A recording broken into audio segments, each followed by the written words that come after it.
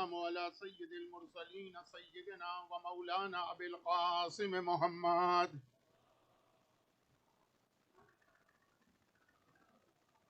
وآله الطيبين الطاهرين المعصومين المظلومين المنتجبين الميامين الذين أذهب الله عنهم الرجس وطهرهم تطهيرا.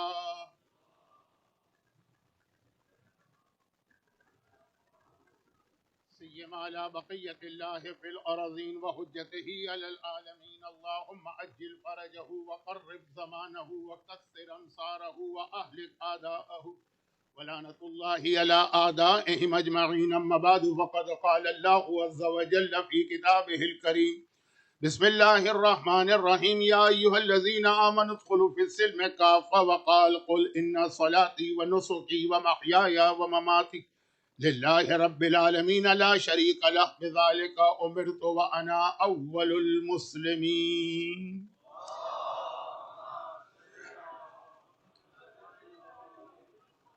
1448 ہجرہ کے ایام ازا کا پہلا عشرہ، اور اب مجھے براہ راست اپنے سبجیکٹ ٹاپک موضوع پر آ جانا چاہیے، لیکن پھر بھی جو پہلی مجلس میں نے ایک اناؤنسمنٹ کیا تھا یا اپنی ایک ہیبٹ بتائی تھی یا روٹین،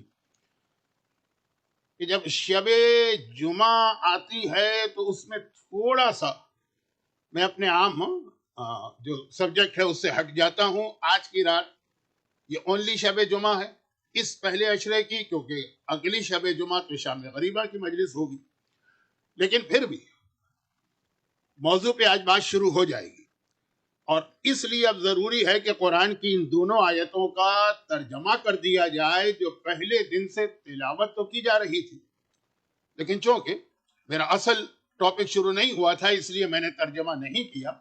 سورہ آل عمران کی مشہور آیت اور سورہ انعام کی تقریباً آخری آیت. سورہ آل عمران کی آیت کا ترجمہ یہ ہے کہ اے ایمان لانے والوں، اسلام میں اگر داخل ہونا ہے تو کافہ مکمل طریقے سے داخل ہو. دو کشتیوں میں پیر رکھنے سے کام نہیں چلے گا کہ کچھ چیزیں اسلام سے لی، کچھ چیزیں کہیں اور سے لی. اور مزید ابھی اسی کی تو تشریح کرنا ہے اس آیت کی. اور دوسری آیت اسی میسج کو دوسرے اینگل سے بیان کر رہی ہے، سورہ انعام قل. اور یہ بھی وہ آیت ہے کہ جو لفظ قل سے شروع ہو رہی ہے، یعنی پیغمبر کو آرڈر دیا جا رہا ہے، یا اے رسول قل، تم کہو، انا صلاتی، میری نماز، و نسکی، بلکہ میری ساری عبادتیں، و محیایا، بلکہ عبادتیں کیا میری پوری زندگی، بلکہ زندگی کیا، و مماتی، میری موت بھی، للہ رب العالمین، اس اللہ کے لیے ہے جو کائنات کا رب ہے، لا شریک لہ، اس کا کوئی شریک نہیں ہے، بذالک امرت. یہ بہت اہم جملہ ہے، بہت، یہی اصل ہمارا سبجیکٹ ہے، صرف یہ لفظ بذالک امرت. اس نے مجھے یہ حکم دیا ہے، اس نے مجھے یہ کمانڈ دی ہے، اس نے مجھے یہ آرڈر دیا ہے، وَأَنَا أَوَّلُ الْمُسْلِمِينَ، اور میں سب سے پہلا مسلمان. یہ قل رسول سے کہا جا رہا. اب ان آیتوں کی تشریح تو ہوگی اور تھوڑا سا بیان آج بھی شروع ہو جائے گا، لیکن تھوڑا شب جمعہ کا بھی خیال کرنا ہے.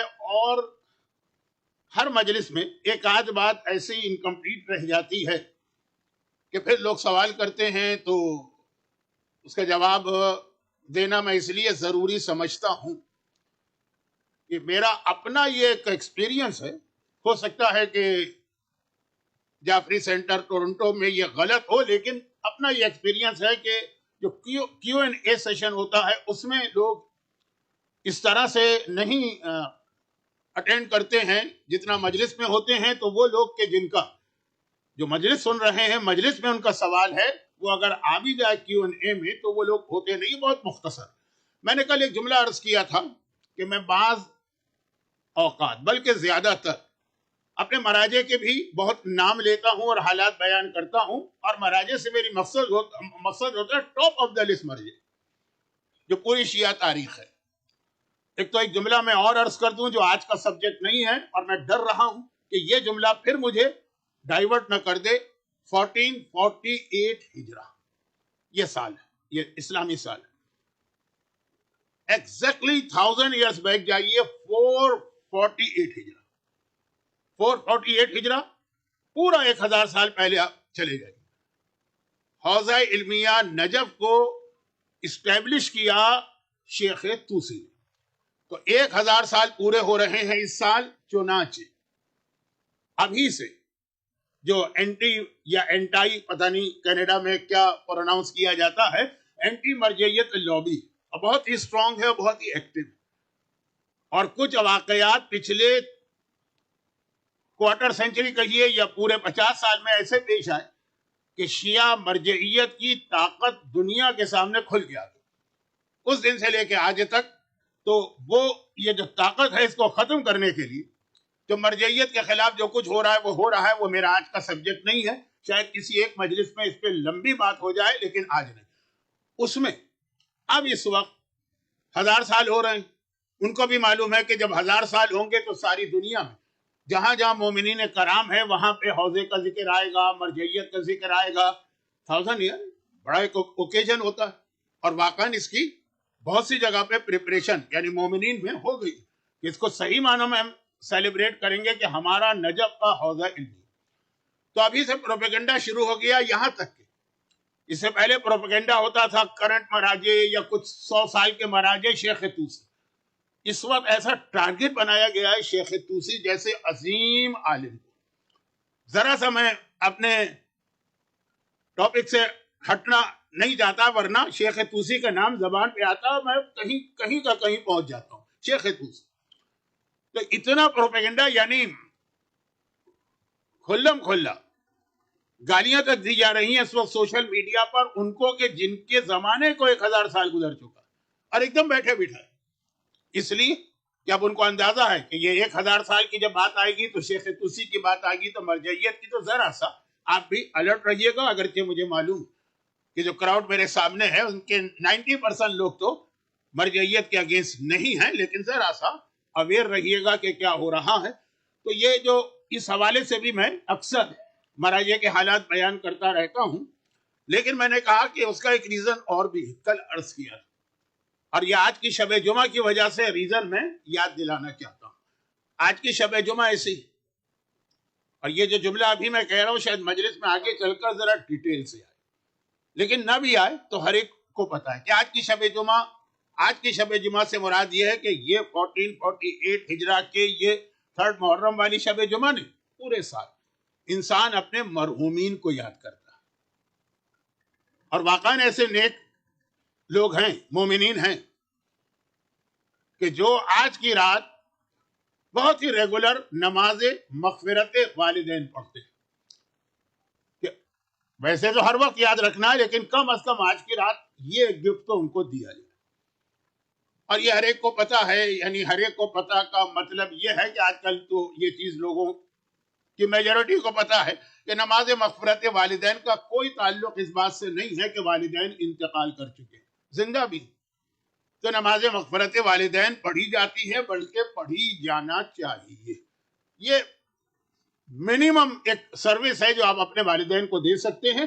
یہ جملہ ذرا تشریح طلب ہے, لیکن فی الحال اس کی طرف نہیں جاتا. اچھا, یہ ایک الگ بات ہے کہ میں اکثر ایک اور حدیث امام کی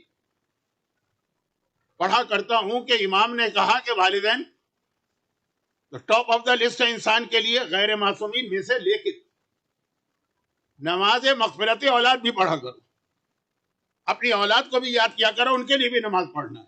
اور اس کا طریقہ بھی ڈیفرنٹ ہے, لیکن بات کہیں سے کہیں جا رہی ہے, اس لیے میں اپنے آپ کو روک رہا ہوں.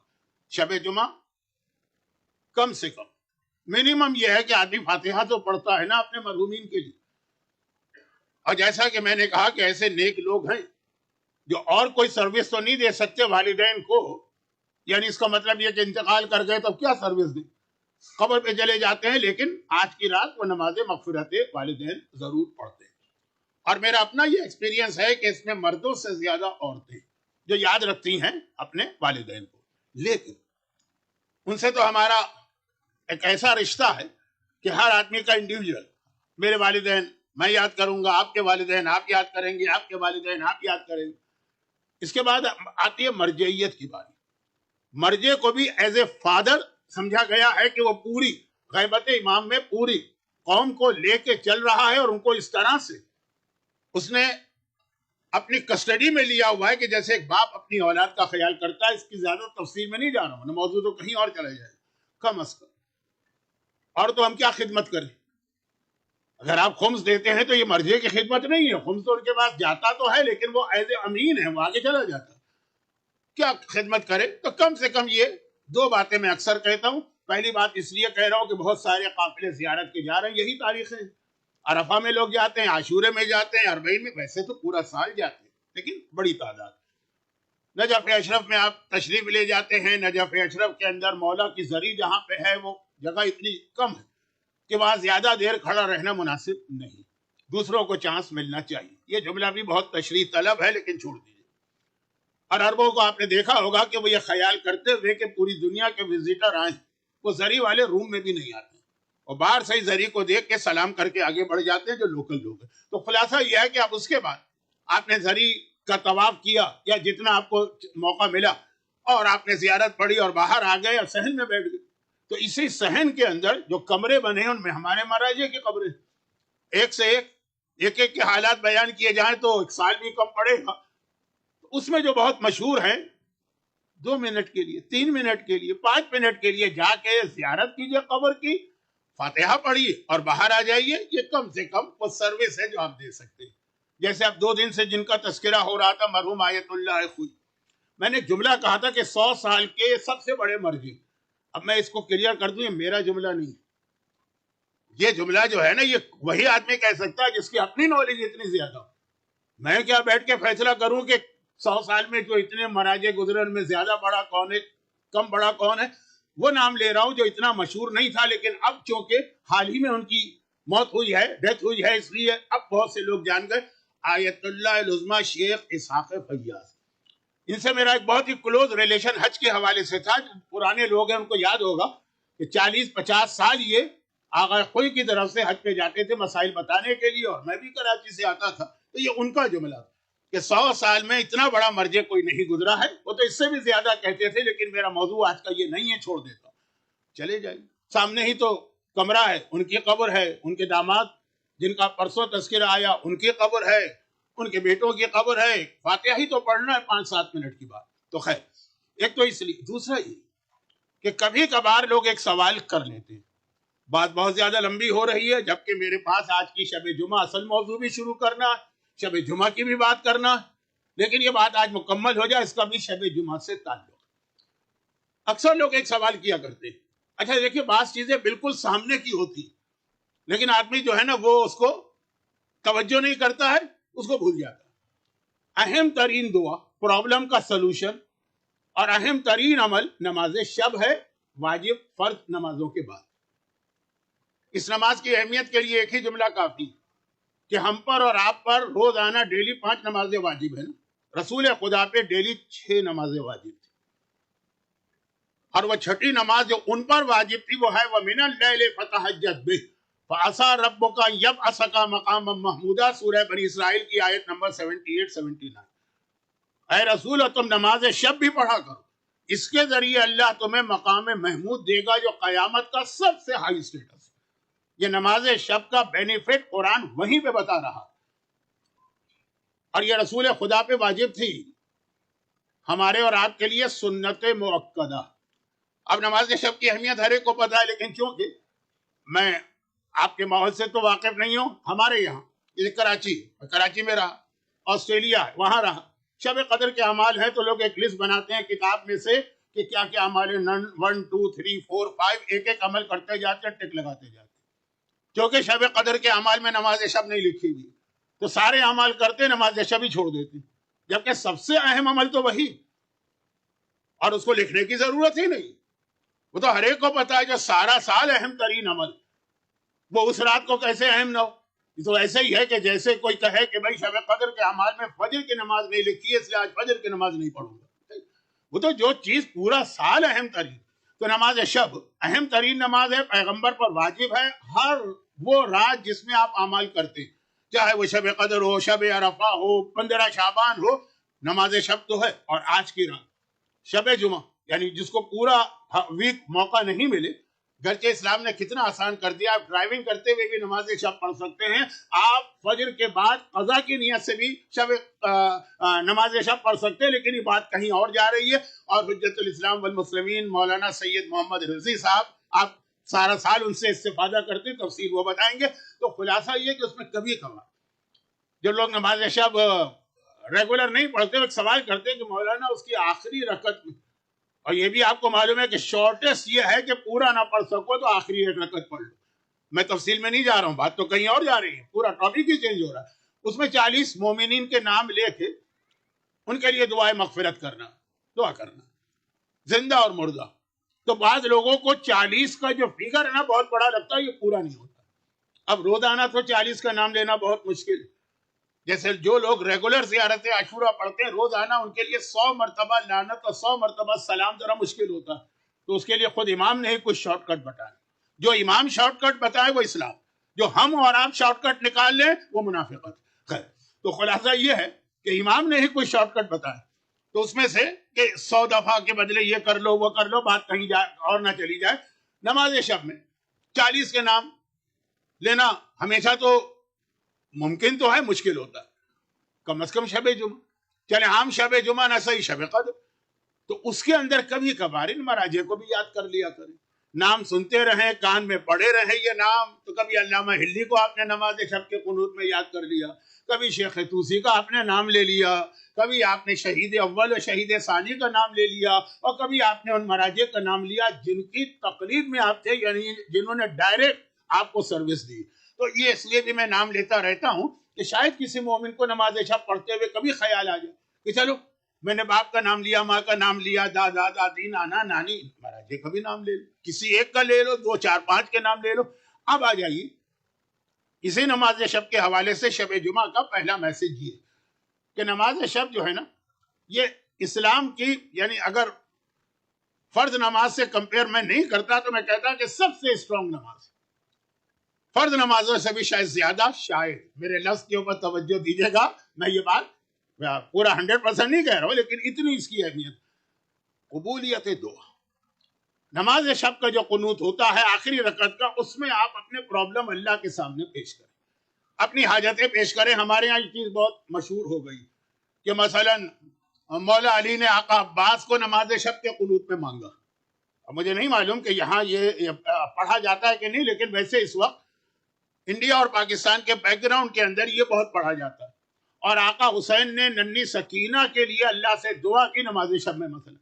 تو اب وہ روایت ہے کہ نہیں، اس کو اپنی طرف ایک جگہ رکھی، لیکن نماز شب کی دعا، اور یہ تو ہر ایک نے سنا ہے کہ آقا حسین نے آخری رخصتی کے وقت اپنی بہن زینب سے کہا تھا کہ بہن زینب نماز شب میں مجھے نہ بھولنا۔ یہ ہمارے آپ کے لیے نہیں ہے، یہ حسین و زینب کا اسٹیٹس۔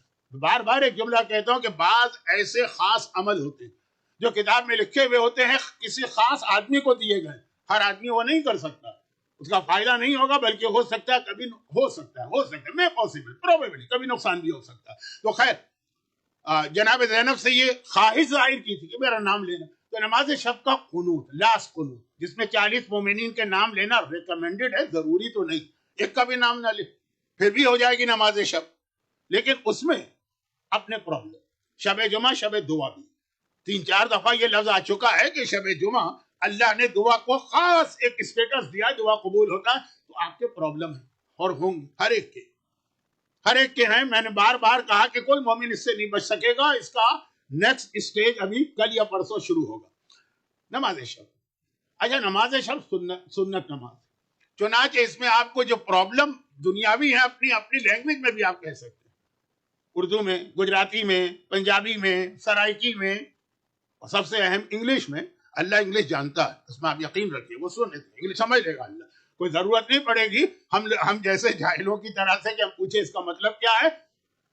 یہ جملہ میں نے اس لیے کہا کہ واجب نماز کے قنوت میں کیا ہم اپنی زبان میں دعا مانگ سکتے ہیں؟ اس میں مراجع میں اختلاف، اور جب مراجع میں اختلاف ہونا تو اس کو ہیبٹ نہیں بنائیے۔ اگر آپ ہیبٹ بنا لیں گے تو جس مرجع کا یہ فتویٰ تھا جب ان کا انتقال ہو گئے، نئے مرجع آئے گا تو آپ کو ان کا فتویٰ تو نہیں معلوم ہوگا، اور آدمی اس طرح چیک بھی نہیں کرتا ایک ایک عمل کو، تو وہ پرابلم ہوگا۔ تو واجب نماز کو چھوڑ دیجیے، گھر کے اس میں بھی بعض نے پرمیشن دی ہے لیکن چھوڑ دیجیے، سنت نماز میں تو سب اجازت دیتے ہیں۔ خیر تو یہ شب جمعہ شب دعا ہے، نماز شب کے قنوت میں اگر آپ دعا ایک جملہ بس کہہ کے اپنے اصل موضوع پر آنے کی کوشش کروں گا. کوشش تو میں 2 دن سے کر رہا ہوں لیکن اب تک تو فیل رہا ہوں. اور وہ جملہ یہ کہ نماز شب کے قنوت کی اتنی اہمیت اس لیے کہ جو جملہ مولائے متقیان کا برادران اہل سنت کی کتابوں میں لکھا ہوا، ہمارے نزدیک تو وہی بات تھی جو میں نے کہا تھا نا، کعبے پہ نگاہ ڈالیں گے تو دعا قبول ہے. ان کے یہاں یہ کہ پہلی نگاہ، ہمارے یہاں یہ کہ ہر نگاہ جب بھی دیکھیں گے. تو اس میں بھی ہمارے یہاں تو یہ مولا کا جملہ ہے، یہ ہر وقت کے لیے، لیکن ان کے یہاں خاص یہ ہے جب بت شکنی ہوئی. خانہ کعبہ میں 360 بت رکھے تھے، یہ ہر ایک کو معلوم. اس لیے کہ جب لوگ کسی علاقے والوں سے ناراض ہوتے نا، کسی شہر والوں سے، وہ کہتے ہیں وہ کعبے کے بت جو تھے نا وہ وہاں سے اٹھا کے اس جگہ پھینک دیا گیا. جس شہر سے آپ ناراض ہو جائیں، وہ کراچی والوں سے ناراض ہوگا، وہ کعبے کے بت تھے وہ سب کراچی میں پھینکے گئے. ممباسا والوں سے ناراض ہو، بیلنس کر دوں نا پاکستان کو اور ایسٹ افریقہ کو، تو وہ سارے بت وہاں پھینکے گئے. تو اب یہ کعبے کے بت بہت مشہور ہے. اگرچہ یہ بھی لوگوں کو شاید اتنا نہیں معلوم کہ سارے بت خانہ کعبہ کے اندر نہیں تھے، کچھ اندر تھے اور کچھ باہر تھے. لیکن اس کی ضرورت کیا ہے اس جملے کی آج؟ تو خلاصہ یہ کہ پیغمبر نے جب مولا سے کہا کہ اے علی تم جھکو، میں تمہارے کندھوں پر کھڑے ہو کر یہ بت توڑنا چاہتا ہوں. ایک خاص بت تھا اور پیغمبر کی ایک خواہش بھی تھی. میں حج اور عمرے میں تو لوگوں کو بتاتا ہوں کہ رسول اللہ کی خواہش ہے پورا کر لی. وہ جو خاص ایک بت تھا، سارے بتوں میں سب سے بڑا ہبل، پیغمبر نے اسے خانہ کعبہ کے دروازے کے سامنے دفن کیا اور ایک جملہ کہا ہے کہ میری خواہش ہے کہ جب بھی کوئی اللہ کے گھر کی زیارت کرے تو پہلے اس کے اوپر سے گزرے، اس کو کچلے، اسے روندے، اسے پیروں تلے دبائے اور پھر خانہ خدا کی طرف آئے. پہلے اس بت کو، کیونکہ ہبل کو عرب کے لوگ اللہ کے برابر اسٹیٹس دیتے تھے. کیا مطلب؟ جنگ بدر، جنگ احد میں مسلمان کہتے تھے اللہ اکبر، وہ کافر یہ نہیں کہتے تھے کہ 360 بت اکبر، عزا اکبر، لات اکبر، منات اکبر، وہ کہتے تھے ہبل اکبر. تو بالکل اللہ کے برابر تمہارا نعرہ اللہ اکبر ہے، ہمارا نعرہ ہبل اکبر. پیغمبر نے کہا اسے تو خانہ کعبہ کے دروازے کے قریب اسے دفن کرو تاکہ ہر آنے والا یہاں سے گزرے. اب وہ دروازے بھی نہیں رہے، وہ جگہ بھی نہیں رہی، لیکن تاریخ میں لکھا ہے کہ وہ کہاں پہ تھا. تو خلاصہ یہ ہے کہ یہ والا بت سب سے اوپر، اس کو گرانا. مولا سے کہا جھکو، میں تمہارے کندھے پہ کھڑا ہو کے اس کو گراؤں گا، توڑوں گا. مولا جھکے، پیغمبر نے ابھی پورا ویٹ ڈالا بھی نہیں تھا، علی جو تھے فریاد کرنے لگے یا رسول اللہ مجھ سے یہ ویٹ برداشت نہیں ہو رہا. یہ نبوت کا ویٹ ہے، یہ معرفت والا ویٹ ہے کہ علی نے کہا، خیبر کو فتح کرنے والا، خیبر کے دروازے کو ایک ہاتھ سے اکھاڑنے والا کہہ رہا ہے نبوت کی عظمت کو سمجھیے، نبوت کی اہمیت کو سمجھیے. باقی انبیاء کی بات نہیں کر رہا، سب کا اسٹیٹس علی سے کم ہے، لیکن اللہ کا رسول. پیغمبر مسکرائے، کہا اچھا پھر تم میرے کندھوں پہ کھڑے ہو. تو پیغمبر جھکے، اب علی پیغمبر کے کندھوں پہ کھڑے ہوئے اور وہ توڑنے لگے. تو برادران اہل سنت کا ایک جملہ ان کی تقریباً ساری سیرت کی کتابوں میں کہ اس وقت وہ رسول نے پوچھا اے علی تم کیا محسوس کر رہے؟ کہا کہ میں محسوس کر رہا ہوں کہ میں 7ویں آسمان سے آگے عرش الہی پہ پہنچ گیا ہوں، جو چیز چاہے وہاں سے اٹھا کے دنیا والوں کو دے سکتا ہوں. یہ ہمارا عقیدہ نہیں، ہمارا عقیدہ یہ ہے کہ پیغمبر کے کندھوں پہ نہ بھی کھڑے ہوں تب بھی علی جو ہے نا وہ ہر وقت عرش الہی پر ہیں اور وہاں سے جو چاہے لے کر ہمیں اور آپ کو عطا کر سکتے ہیں. تو اب یہ ان کا جملہ کہ وہاں، اچھا اب یہ تو معصوم اس دن یہ ارشاد فرما رہے ہیں، لیکن دونوں کو ایکول نہیں کر رہا ہوں، لیکن ہمیں اور آپ کو بھی پیغمبر نے ہی ایک جملہ جو آج کی میری مجلس کا اصل موضوع بھی بننے والا ہے، ہمیں اور آپ کو بھی پیغمبر نے ایک جملہ عطا کیا. جملہ تو غلط ہے، حدیث، ایک فضیلت. کیا کہا کہ جیسے علی دوش رسول پہ کھڑے ہو کر عرش الہی تک پہنچ چکے اور علی سے پہلے رسول خدا شب معراج عرش الہی پہ پہنچ کے آئے، وہاں تک پہنچ کے آئے نا. پیغمبر نے مومن سے کہا کہ تمہیں بھی یہ اسٹیٹس مل سکتا، بلکہ معراج کا واقعہ یہ آج میرا موضوع بننے والا ہے. اگرچہ اگر ٹائم میرے کنٹرول میں رہا، لیکن آج نہ صحیح تو کل بنے گا. معراج بہت اہم واقعہ ہے، میرے اصل جو ٹاپک ہے عقیدہ اور عمل اس کے لیے بہت اہم ہے. معراج آسمان کی جانب پیغمبر کا جانا. تو اس میں یہ ہے کہ پیغمبر جب گئے تو پوری کائنات دیکھی انہوں نے. اگرچہ پیغمبر کی آنکھوں کے سامنے یہ کائنات بنی تھی، لیکن اس وقت مسلمانوں میں سے کوئی نہیں تھا. تو اب پیغمبر ان کو بتانا چاہتے ہیں میں کیا دیکھ کے آیا. تو پیغمبر گئے، پہلے دنیا کا دورہ کیے. پیغمبر سیدھا آسمان پہ نہیں گئے، پہلے دنیا کا دورہ کیے. آپ بھی زیارت پہ جاتے ہیں، مسجد کوفہ میں آج بھی وہ جگہ موجود ہے جہاں شب معراج پیغمبر نے اسٹے کیا تھا. کوفہ بھی آئے تھے. اور آپ حج اور عمرے پہ بھی جاتے ہیں. میرے خیال میں تو اس مجمع میں کوئی ایسا نہیں جس نے کم از کم عمرہ نہ کیا ہو. آپ مسجد شجرہ میں جا کے میقات پہن کے لبیک کہتے ہیں. اللہ کے رسول صفا معراج میں وہاں گئے تھے اور وہاں لبیک کہہ کے آسمانوں کی جانب گئے تھے. قم. تو یہ سارا، اور پھر آسمان، 7 آسمان پہ جنت، پہ جہنم، پھر عرش الہی، پھر وہ آخری حد ہے کہ قرآن نے کہا فَكَانَ قَابَ قَوْسَيْنِ أَوْ أَدْنَىٰ. سمجھے، 2 کمانوں کا فاصلہ رہ گیا، اور ادنا یہ اس سے بھی کم کا وہاں تک پہنچے. اب پیغمبر آ کے یہ بتا رہے ہیں، اب پیغمبر آ کے پوری کیفیت بتا رہے ہیں، جن میں سے ایک روایت مجھے آج پڑھنا ہے ہر صورت میں، چاہے میں براہ راست اس کو کوئی کنیکٹ نہ کر سکوں اپنے موضوع سے، پڑھنا ضرور ہے، لیکن پہلے یہ جملہ پورا ہو. واپس آئے، پیغمبر نے سب کچھ بتایا. مسلمانوں نے بہت شوق سے سنا. ایک نئی بات تھی ان کے لیے. پیغمبر آنکھوں دیکھی بات کہہ رہے ہیں، کوئی خواب کی بات نہیں کر رہے. تو اب اس میں کسی مسلمان نے تڑپ کے کہا، جیسے میں اکثر بطور مثال ایک جملہ کہتا ہوں، دیکھیے ممبر حسینی کی برکت سے مجھے دنیا میں ایسی ایسی جگہ جانے کا موقع ملا کہ بہت سارے ملینر اور بلینر بھی اتنی جگہوں پہ نہیں جا سکتے، ورنہ میری تو کوئی حیثیت نہیں. لیکن یہ خدمت ہے آقا حسین کی، تو خدمت جن کی ہے وہ کریم ابن کریم ہے، دیتے ہیں اور بغیر حساب دیتے ہیں. تو پوری دنیا میں جاتا ہوں. اب جب میرے بچے چھوٹے چھوٹے تھے، میں واپس آ کے وہ خود پوچھتے تھے کہ بابا آپ جہاں کہاں گئے، وہاں کیا تھا، کیا چیزیں تھی، ایک ایک چیز وہ سنتے تھے بڑے شوق سے، چھوٹے بچے. اور اس وقت میڈیا بھی اتنا اسٹرانگ نہیں تھا کہ آپ ہر چیز پہلے سے خود دیکھ لیں. اور آخر میں ایک جملہ کہتے تھے کہ آپ سب جگہ گھوم کے آ گئے، ہمیں کیوں نہیں لے گئے. اب مثلا سوئٹزرلینڈ کی بات ہو رہی ہے، مثلا ڈزنی لینڈ کی میں بات کر رہا ہوں. ڈزنی لینڈ کی 70s کے اندر، جب پاکستان میں اکثر لوگوں نے نام بھی نہیں سنا تھا، لیکن میں تو 50 سال سے ممبر کی خدمت کر رہا ہوں. تو اب یہ بچے سنتے ہیں شوق کہ آپ چلے گئے، ہمیں نہیں آپ نے دکھایا، ہمیں نہیں لے گئے آپ. تو پھر کبھی وعدہ کرنا پڑتا ہے کہ ہاں موقع ملا، اللہ نے ایسے دی، لے جائیں. اب پیغمبر نے یہ سارا سفر معراج بتایا، آسمان زمین، 7 آسمان، دنیا کا دورہ، اور پھر عرش الہی اور سدرۃ المنتہا، اور وہ جگہ جہاں جبرائیل رک گئے تھے. یا رسول اللہ آگے نہیں بڑھ سکتا، اگر آگے بڑھ گیا تو میرے پر جل جائیں گے، صرف یہ آپ جا سکتے ہیں. سب پیغمبر نے بتایا. اور موقع ملا تو کچھ باتیں اس میں سے بہت انٹرسٹنگ قسم کی آپ کے سامنے پیش کروں گا. لیکن جب یہ سب بتایا تو کسی مسلمان نے تڑپ کے کہا کہ یا رسول اللہ آپ یہ سب کر کے آ گئے، کیا ہمیں کبھی موقع مل سکتا ہے کہ ہم بھی یہ سب دیکھیں. پیغمبر نے کہا بہت آسان، بہت آسان. پیغمبر اپنی وہ عظمت بتا رہے، مقام محمود وہ لاسٹ اسٹیج ہے، ہائیسٹ، اس سے بڑا اور کوئی اسٹیج نہیں ہے، اس کے بعد پھر صرف اللہ. تو اب پیغمبر نے بتایا کہ تم بھی جا سکتے ہو وہاں پہ.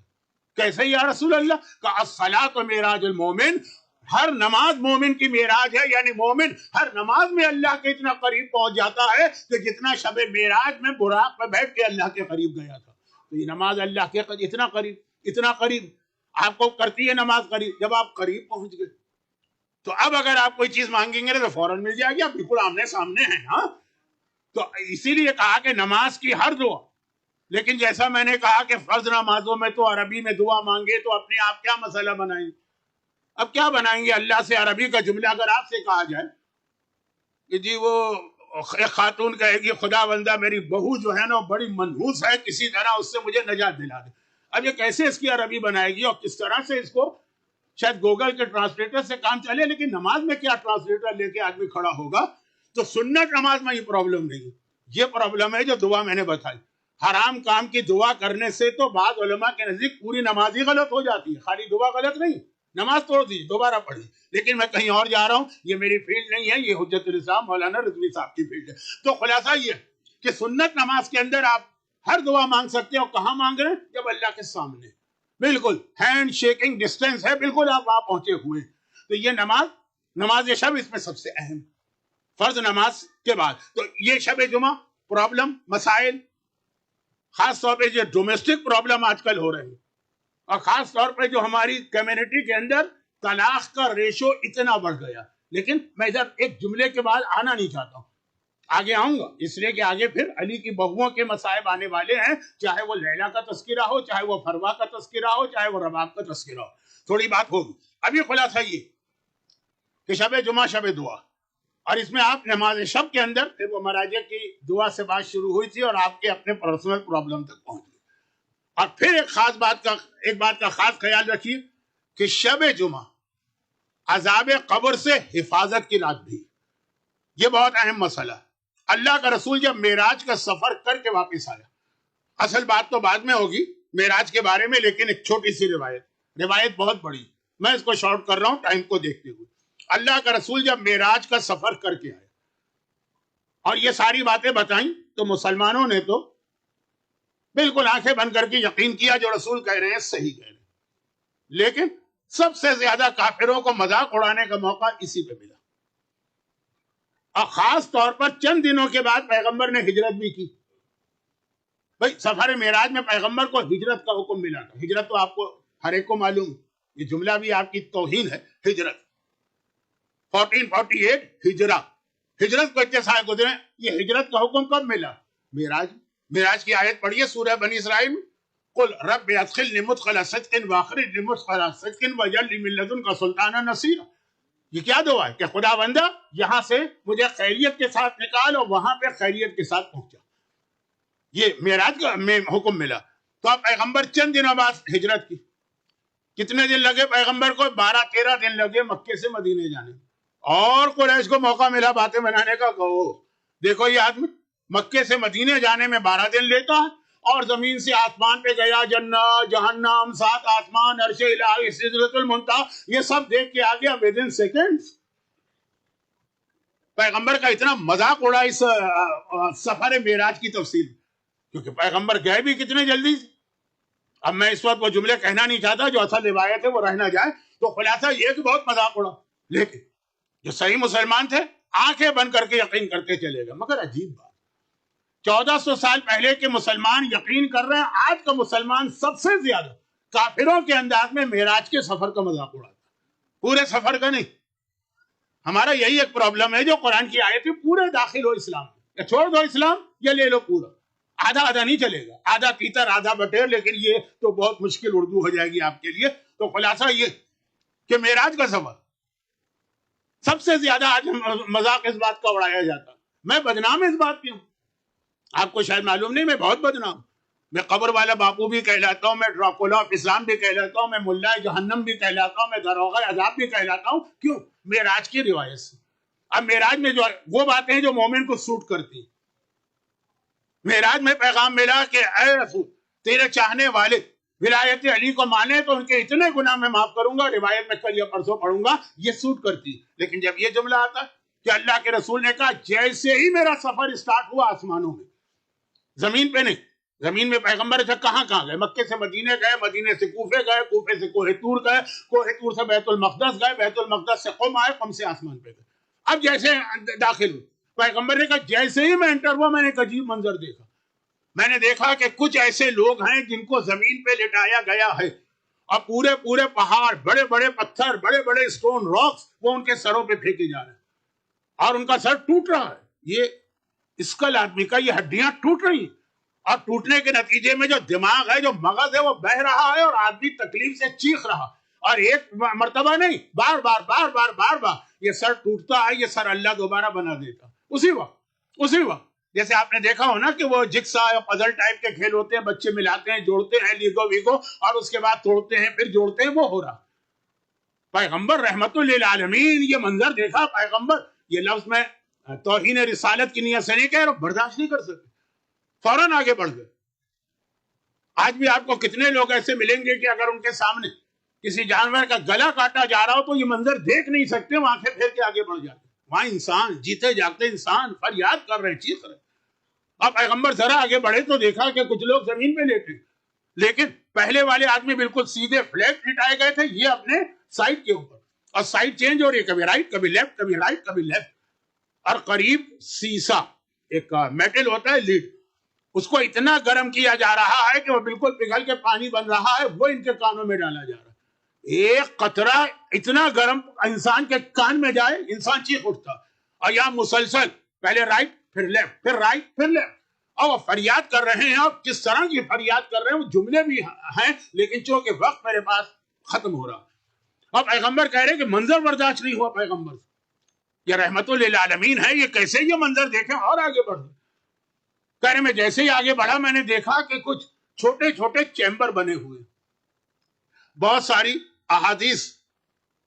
اس کا جو امپیکٹ ہے نا، جو افیکٹ ہے نا، وہ ختم کر دیا. کس چیز نے؟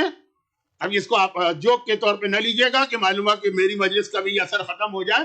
ہالی ووڈ کی فلموں نے اس ٹائپ کے ہارر مووی بنائی گئی نا، کیا وہ بچوں کے اوپر اثر بھی نہیں ہوتا؟ لیکن پیغمبر کی یہ حدیث ہے کہ دیکھا میں نے کہ کچھ چھوٹے چھوٹے چیمبر ہیں، لیکن یہ پورے آگ کے بنے ہوئے، اور ان چیمبرز کے اندر کچھ مردوں اور عورتوں کو جلایا جا رہا ہے، ہر ایک کے لیے الگ، ہر ایک کے لیے الگ.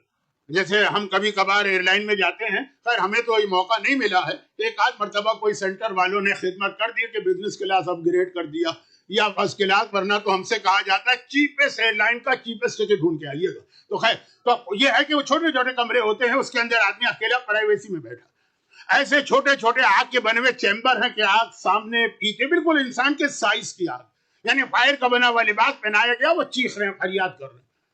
ایک حدیث ہے مولا کی کہ کسی نے کہا تھا کہ یا امیر المومنین، میں بہت ارادہ کرتا ہوں کہ گناہ نہیں کروں گا، لیکن جب وقت آتا ہے تو مجھ سے گناہ ہو جاتا ہے.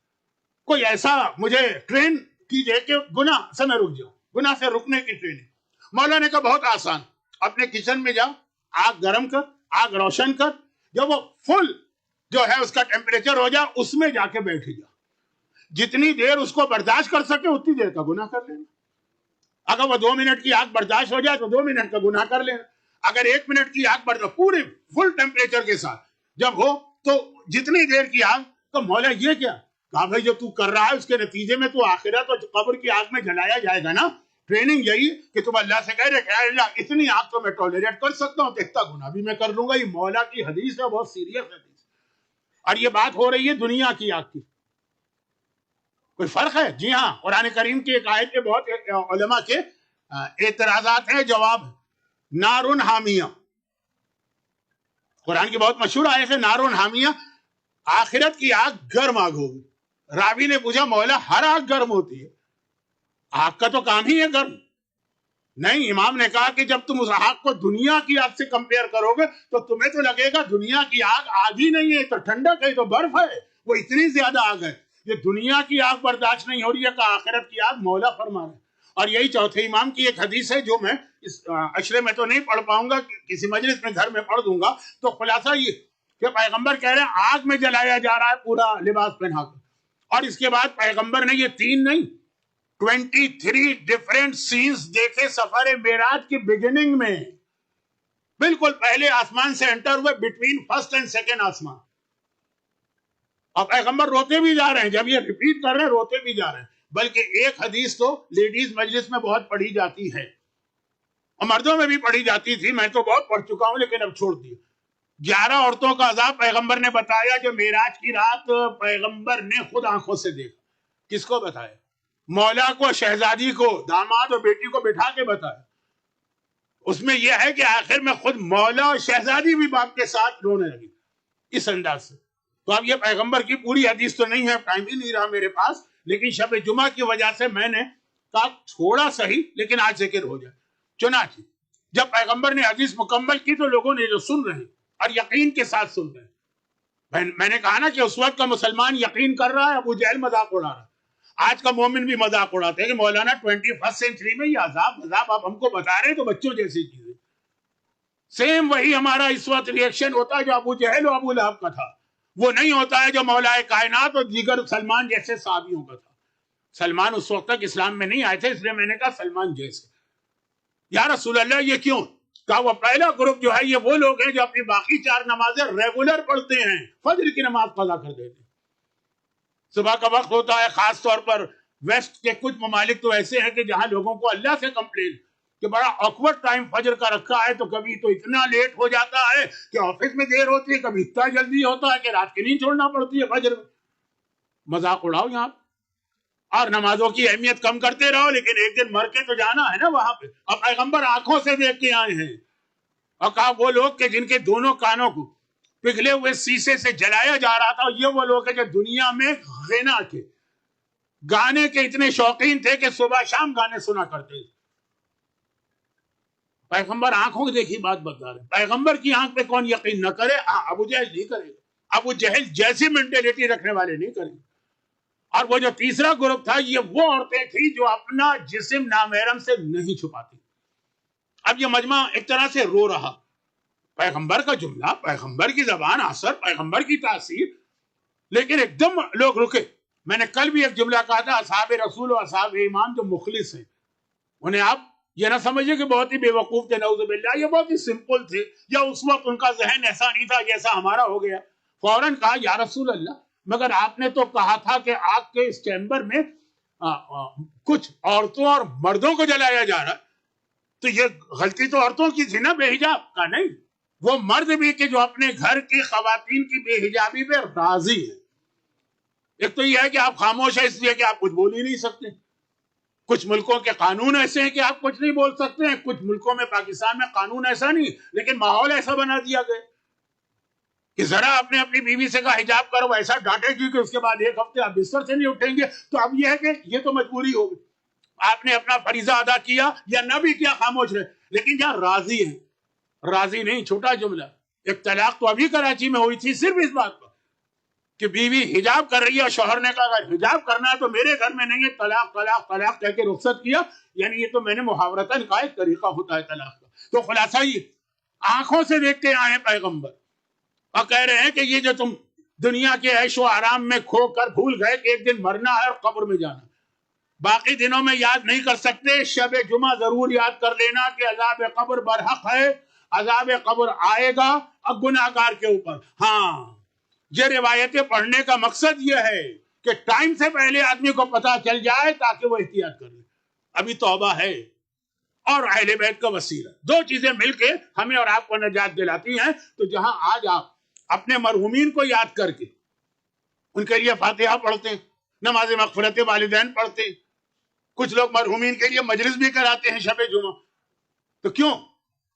اسی لیے کہ اگر وہ کسی عذاب میں مبتلا ہیں تو ان کا عذاب ختم ہو جائے. تو اپنے آپ کو بھی یاد کیجیے کہ ایک دن اس مرحلے سے ہمیں بھی گزرنا. چلے وہ دنیا سے گئے, آپ نیک بیٹے, آپ نیک اولاد, آپ نے ان کو یاد کیا. آپ دنیا سے جائیں گے, خدا معلوم آپ کی اولاد آپ کو یاد کرے کہ نہ کرے. آج تو 21 سینچری ہے نا, زندگی میں باپ اور ماں کو یاد نہیں کرتے, مرنے کے بعد کون یاد کرے گا؟ اپنی زندگی میں اپنے ہاتھوں سے تیاری کر کے جائیے. اور یہاں پہ ایک بات اور ذہن میں رکھیے, اور وہ یہ کہ ساری کی ساری چیزیں جو روایت میں پوری پڑھتا, 23 والی تو زیادہ اثر ہوتا, لیکن ٹائم نہیں تھا, وہ شب جمعہ آج نکل جائے گی, اس لیے میں نے صرف ایک حصہ پڑھا. اور وہ 3 بڑے کامن گناہ شروع میں ہی پیغمبر نے یہ 3 گناہ دیکھے, پھر آگے ہیں اور بھی گناہ ہیں, لیکن یہ تو بہت کامن, بے حجابی اور گانا. دیکھیے میں میوزک کی بات نہیں کر رہا ہوں, music is a different thing, غنا از اے ڈفرنٹ تھنگ. اور مولانا رضوی صاحب تو آپ کو بتاتے رہتے ہیں, اور نماز فجر بہت کامن گناہ. لیکن اس میں نے جملہ کہا کہ ابھی آپ کے پاس وقت ہے اپنے لیے بھی, اور آپ کے پاس وقت ہے اپنے والدین کے لیے بھی. بہت تیزی سے وقت میرے ہاتھ سے نکل رہا ہے کہ مجھے جلدی سے بات ختم کرنا ہے. چھوٹی سی مثال دوں تاکہ بات واضح ہو جائے. کراچی میں ایک صاحب نے اپنا مکان ابھی حال سے مطلب 2 سال پہلے سیل کیا. مکان کی ویلیو تھی پاکستانی 10 ملین, انہوں نے اس کو سیل کیا 5 ملین. 10%, 5% نہیں, 50% سے بھی لیس. اور اس وقت اور اس علاقے میں جہاں مکان کی ویلیو بہت تھی. میں نے اس سے پوچھا بھائی آپ کو کیا ہوا ہے, کیا؟ کہا مولانا میرا باپ گرفتار ہو گیا ہے, جیل کے اندر ہے, اس پہ بہت بڑا کیس چل رہا ہے, مجھے اپنے باپ کو جیل سے نکالنا ہے. اس وقت پراپرٹی کے علاوہ میرے پاس کچھ بھی نہیں ہے. لائر کی فیسیں کتنی ہوتی ہیں, کورٹ کی فیسیں کتنی ہوتی ہیں, مکان بعد میں بن جائے گا, لیکن باپ اس وقت جس پرابلم ہے.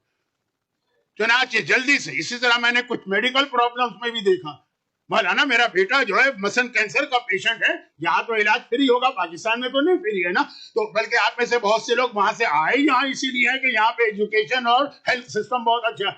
تو اب کہا کہ بھائی بیٹا ہاتھ سے نکل رہا ہے, اس کی جان بچانا ہے, مکان کا کیا ہے, یہ آتا رہے گا اور جاتا رہے گا. یہی ہوتا ہے نا. اب اگر آپ کا باپ یا آپ کا بیٹا قبر کے عذاب میں مبتلا, دنیا کی جیل کی تو اتنی زیادہ فکر ہے کہ آپ اپنی پراپرٹی کو بھی آدھا کیا 25% پہ بیچنے کو تیار ہیں کہ فی الحال یہ پرابلم سالو کرو. تو اگر ہمارا باپ آخرت کی جیل میں گرفتار ہے, ہماری اولاد, ہمارا کوئی بلڈ ریلیٹو اس میں گرفتار, اس کے لیے بھی تو فکر کرو. اور اسے ایک طریقہ اسلام نے بتایا ہے، وہ پھر بعد میں آئے گا، آج نہیں. سوچئے اس کے اوپر، غور کیجئے، اور یہاں پہ ایک بات کا خیال رکھیے گا، مگر یہ ساری چیزیں بیکار ہو جائیں گی اگر ایک چیز آپ کے ذہن میں نہ رہے. اگرچہ وہ ہر عقیدے کے بارے میں ہے، لیکن خاص اس عقیدے، ہمارے علماء ایک اور ایگزامپل دیتے ہیں، بہت ہی سمپل سی مثال ہے، میری نہیں، علماء کی، سن لیجیے. اور وہ یہ ہے کہ ایسا ہی جو ابھی میں نے آپ کے سامنے جو ٹاپک چھیڑ دیا نا، ایک نوجوان نے کئی علماء سے سنا، تو آخر اس نے وہی سوال کیا کہ میں کیا کروں اپنے باپ کے لیے، میرا باپ تو بڑا گناہ گار تھا. گیا عالم کے پاس، کہا کہ وہ نمازیں نہیں پڑھتا تھا.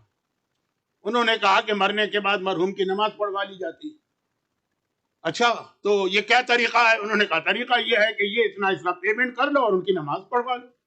ٹھیک ہے، تیار. میرا باپ، دوسرا ایک آیا، کہا میرا باپ جو تھا وہ کبھی روزہ نہیں رکھتا تھا، تو روزے میں تو روزے کی قضا بھی ہے اور کفارہ بھی ہے. ٹھیک ہے، پیمنٹ کرو، دے. مجھے نہیں پیمنٹ کرو، جاؤ انتظام کرو، ایک سسٹم ہے اسلام میں.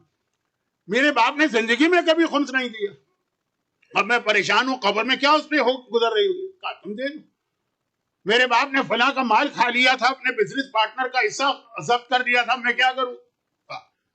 اس کو راضی کر لو، یہ اس کا پیمنٹ کر کے، اگر وہ معلوم نہیں ہے تو ایک طریقہ ہے رد مظالم.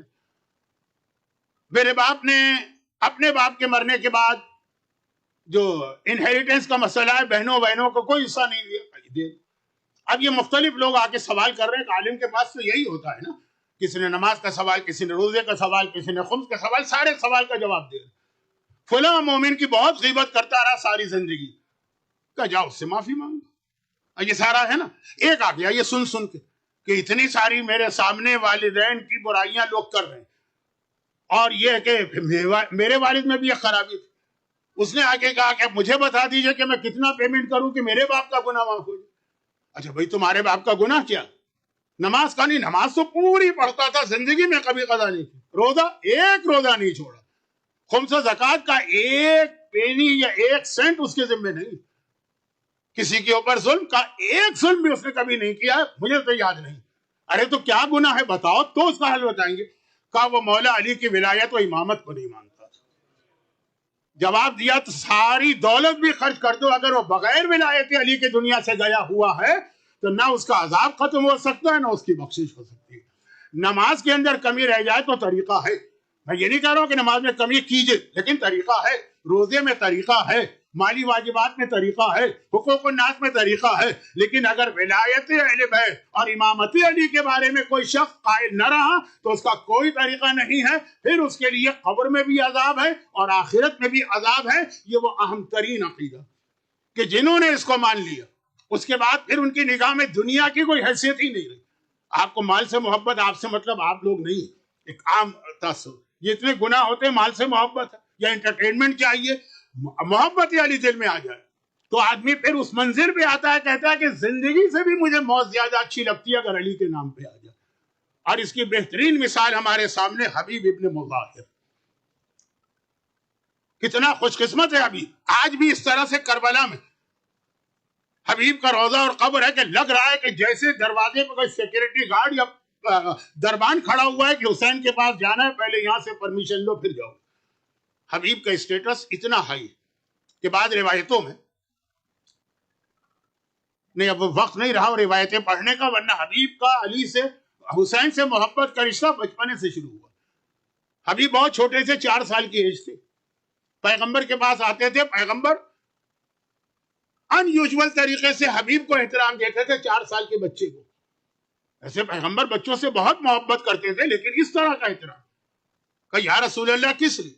کہا میں نے اس کو دیکھا ہے جب یہ مدینے کی گلیوں میں کہیں جا رہا اور آگے میرا حسین چل رہا، حسین کی بھی وہی ایج، تو یہ جہاں سے حسین گزرتے ہیں یہ حسین کے پیروں کی مٹی اٹھا کے اپنے سر پہ ڈالتا. جو میرے حسین کا اتنا احترام کرے گا میں اس کا احترام کروں. یہ حبیب کی وہاں سے جو محبت کا سلسلہ شروع ہوا.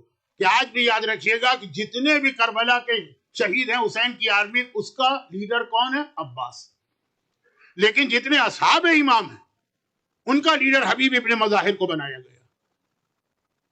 حبیب ابن مظاہر کو جب کبھی حسین اپنے کسی شیعہ کو کوئی پیغام دیتے ہیں، حبیب ابن مظاہر، مرنے کی بات کر رہا ہوں، آج کل کے زمانے کی، لکھنؤ کا ایک بہت ہی مشہور واقعہ ہے، لیکن اب پڑھنے کا وقت نہیں ہے، موقع ملا تو کل اگرچہ حبیب کی رات تو گزر جائے گی لیکن کل پڑھوں گا، کیونکہ اس واقعے کے اندر ہماری قوم کی اس وقت ایک بہت بڑی خرابی، اس کی طرف اشارہ ہے کل، آج نہیں۔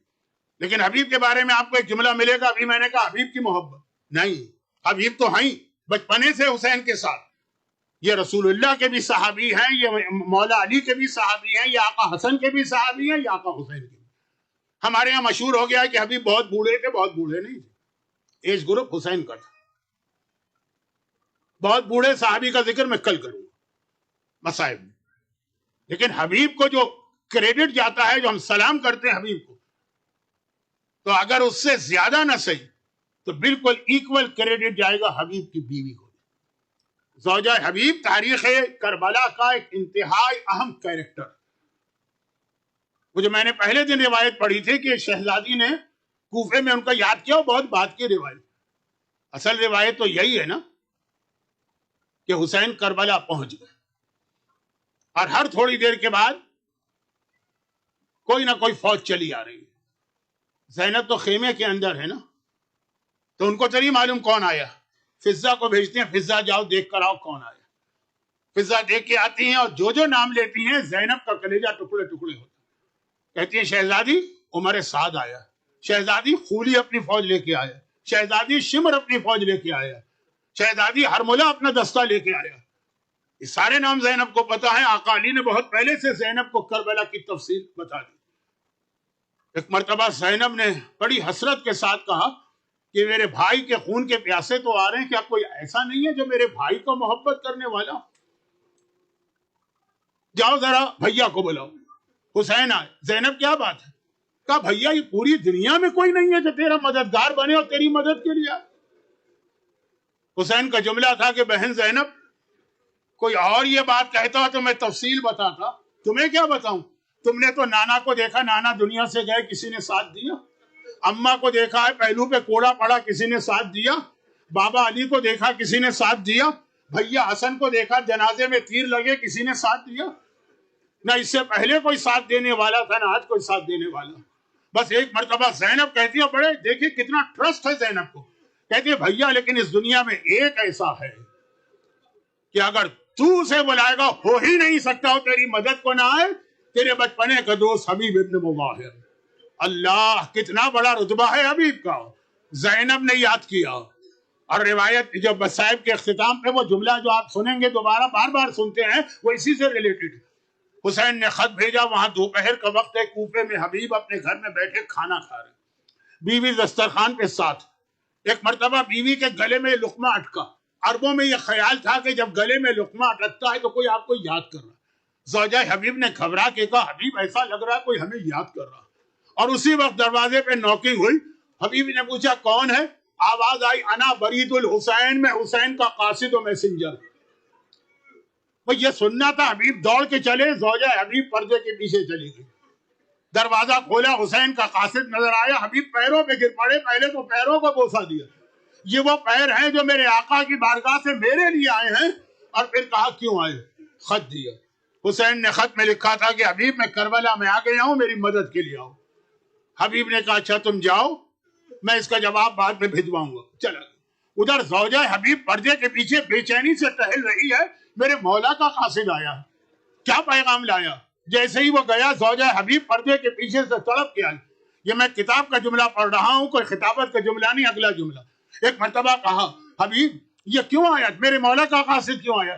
اب کوفے کے حالات اتنے خراب ہیں کہ شوہر کو بیوی پر، بیوی کو شوہر پر، باپ کو بیٹوں پہ، بیٹے کو باپ پہ بھروسہ نہیں، گورنمنٹ کا اسپائی نہ ہو۔ تو حبیب نے کہا کہ میرے آقا نے لکھا ہے وہ کربلا آ گئے ہیں اور مجھے بلایا۔ زوجہ حبیب نے تڑپ کے کہا تو تمہارا کیا جواب؟ اب حبیب کو امتحان لینا تھا نا بیوی کا، کہا بھی میں سوچ رہا ہوں کہ کیا جواب دوں۔ یہ جملہ ہے کتاب کے اندر، زوجہ حبیب نے سنا، ہاتھوں میں جو عورتیں چوڑیاں یا کنگن پہنتی ہیں وہ اتار کے سامنے پھینکے، کہا حبیب یہ زیور تو پہن لے اور اپنی تلوار مجھے دے، میں جاؤں گی فاطمہ کے لال کی مدد کے لیے۔ اللہ یہ دن بھی آنا ہے، زوجہ حبیب کہہ رہی ہے یہ دن بھی آنا ہے کہ میرا آقا میرے شوہر کو بلائے اور وہ کہے کہ ابھی میں سوچ رہا ہوں۔ حبیب نے کہا کہ مجھے تو صرف تیرا خیال ہے، میرے بعد کیا ہوگا؟ کہا میرا خیال نہ کر، میں مٹی کھا کے گزارا کر لوں گی، مگر اس گھر میں نہیں رہ سکتی جہاں میرا شوہر حسین کی مدد کو نہ جائے۔ حبیب نے کہا تو نے تو میرا مسئلہ حل کر دیا ہے۔ حبیب چلنے کی تیاری کر رہے ہیں، زوجہ حبیب نے حبیب کا کرتا پکڑ لی، کہا مگر ایک وعدہ کر، جب آقا کی بارگاہ میں جائے گا پہلا سلام میرا دے گا، پھر اپنا سلام دے گا۔ یہ ہیں کربلا کی خواتین اور یہ ہے ان کا رول۔ حبیب کسی طرح کربلا آ گئے، آخری جملے، حبیب کربلا آ گئے، پہلی بار کوئی حسین کی فوج کو جوائن کر رہا، اللہ اکبر کے نعرے لگے، خوشی کے نعرے لگے، یہ آوازیں خیموں میں بھی گئی۔ زینب نے کہا فضہ دیکھ کے آنا، یہ پہلی مرتبہ میں یہ نعرے سن رہی ہوں، میرے بھیا کے لشکر میں اتنی خوشی۔ فضہ جاتی ہیں اور کہتی ہیں شہزادی میرے آقا کے بچپنے کا دوست حبیب ابن مظاہر آیا۔ زینب نے کہا اچھا حبیب آ گئے، ذرا جا کے ان کو بلا کے تو لانا۔ حبیب کو شہزادی کا پیغام ملا، حبیب خیمے کے قریب آئے، خیمے کے اندر زینب ہے، خیمے کے باہر حبیب ہے، بیچ میں پردہ پڑا ہے، پردے کے ساتھ حسین کھڑے، اور کہا زینب مبارک ہو، میرے بچپنے کا دوست حبیب آ گیا۔ وہ اتنا سننا تھا، زینب نے کہا حبیب فاطمہ کی بیٹی تمہیں سلام کہتی ہے۔ حبیب برداشت نہ کر سکے، غش کھا کے گر پڑے، شہزادی آج یہ دن آ گیا مصیبت کا کہ شہزادیاں ہم جیسے غلاموں کو سلام بھجوا رہی۔ اور پھر عاشور کا دن آیا، بہت مختصر بات، ظہر کی نماز کا وقت آ گیا۔ ابو سمامہ نے آسمان کو دیکھا اور کہا فرزند رسول ایک نماز اور آپ کے پیچھے پڑھنے کو دل چاہتا ہے، ابو سمامہ نام یاد رکھی۔ حسین نے آسمان کو دیکھا، ہاں ظہر کا وقت آ گیا، پہلے تو ہاتھ اٹھا کے دعا دی، یہ دعا آپ اپنے لیے چاہتے ہیں؟ حسین نے کیا کہا جعلک اللہ من المصلین، ابو سمامہ اللہ قیامت کے دن تمہیں نمازیوں کے ساتھ اٹھائے۔ کس بہترین عبادت کو یاد کیا حبیب، تم تو کوفے والے ہو، لشکر کی میجورٹی کوفے کی ہے، جا کے اتنی دیر کی اجازت مانگ لو کہ ہم نماز پڑھ لیں۔ حبیب گئے، ایک ہی شہر کے رہنے والے لوگ، لشکر یزید میں جا کے کہا اتنی دیر کا وقت دے دو کہ نماز پڑھ لیں۔ ایسا توہین آمیز جواب آیا کہ حبیب سے برداشت نہیں ہوا۔ لشکر یزید نے کہا حبیب نماز کا فائدہ کیا، تم لوگوں کی نماز قبول ہی نہیں ہے۔ وہ حبیب ایک مرتبہ بفر گئے، جلال میں آ گئے، اللہ تم لوگوں کی نمازیں قبول ہو اور رسول کے بیٹے کی نماز قبول نہ ہو۔ وہیں سے آواز دی آقا اب یہ نماز تو آپ کے نانا کے پیچھے جنت میں پڑھوں گا۔ اور حبیب نے جہاد کیا اور حبیب مارے گئے، حبیب مارے گئے۔ 11 محرم کا قافلہ کوفے کے بازاروں میں داخل ہوا، زینب کبریٰ کو حبیب کے یتیم نے سلام کیا۔ زینب نے کہا تیری ماں کہاں ہے؟ زوجہ حبیب قریب بیٹھی تھی، کہا شہزادی آپ کی کنیز صبح سے آپ کا انتظار کر رہی ہے، میرا سلام لیجئے۔ لیکن یہ جملہ میں پہلی مجلس میں پڑھ چکا ہوں، لیکن اصل جملہ اس کے بعد اور آخری جملہ ہے۔ اور ادھر چوتھے امام نے ایک عجیب منظر دیکھا، حبیب کا ایک جوان بیٹا تھا، ایک مرتبہ اس نے دیکھا نوکے نیزہ پر میرے بابا کا کٹا سر نظر آ رہا ہے۔ بس ایک بار وہ غصے کے عالم میں آگے بڑھا، اپنے باپ کے قاتل کو قتل کیا، سر کو چھینا، وہاں سے چلا اور ایک عجیب جملہ کہہ کے چلا، بس یہ جملہ قیامت ہے قیامت۔ ایک مرتبہ کہا جن کے وارث و بیٹے زندہ ہوں ان کے سروں کو کوئی نوکے نیزہ پہ بلند نہیں کر سکتا۔ ارے صاحبان ایمان، جب مولا سجاد نے یہ جملہ سنا ہوگا جس کا وارث زندہ ہو، جس کا بیٹا زندہ ہو، کیا قیامت دل میں گزری ہو۔ اجرکم اللہ، خداوندہ حبیب ابن مظاہر کے اس ایثار و وفاداری کا واسطہ ہم میں سے ہر ایک کو حبیب کی طرف سے آل محمد اور حسین مظلوم کا ایسا ہی وفادار بنا۔ صاحبان ایمان کے اس ذریعے کا واسطہ انہیں دنیا اور آخرت کی ہر مصیبت و پریشانی سے محفوظ فرما۔ آج کی شب جمعہ حاضرین مجلس سمیت تمام دنیا کے مومنین و مومنات کے خاندان کے مرحومین کی مغفرت فرما، بیماروں کو شفاء کاملہ عطا فرما، حاجت مندوں کی حاجت پوری فرما، اور ہماری سب سے بڑی حاجت پوری فرما کہ ظہور امام زمانہ میں تعجیل